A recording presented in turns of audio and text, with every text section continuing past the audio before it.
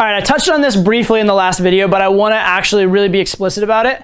There are times when there's no point in sending a text. Okay, there are times when there's no point in sending a text. And what I want you to think about here is every time you're sending a text, you should be able to explain afterwards if you were asked, what was the purpose?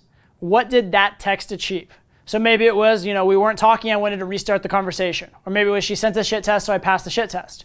Or maybe it was, I'm trying to make plans, okay? But there are times when there is nothing that will be achieved by a text. So for example, you are texting back and forth, it's really, really good, and you said, hey, I gotta go, but da-da-da, and she goes, good night. At that point, texting good night or texting a follow-up, there is no purpose. She's already in bed, you're not meeting up with her that day. She already ended the conversation, it's already super positive. You texting, it cannot achieve anything.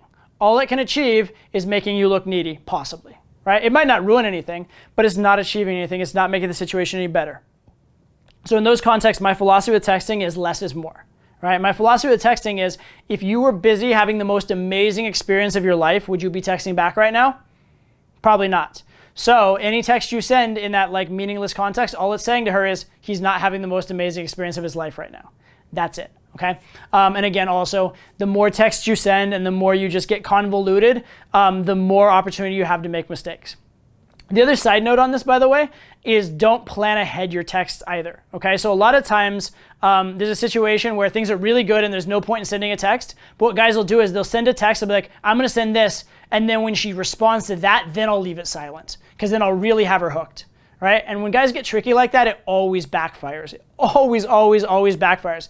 If it's good, let it be good enough, right? Because what happens a lot of times is I'll just send this one more text to bait her into an answer, and then when she answers, I'll go silent, and then I'll really have her hooked. And then you send that text, and then she doesn't respond, you're like, oh, fuck. And then you're back to square one, okay?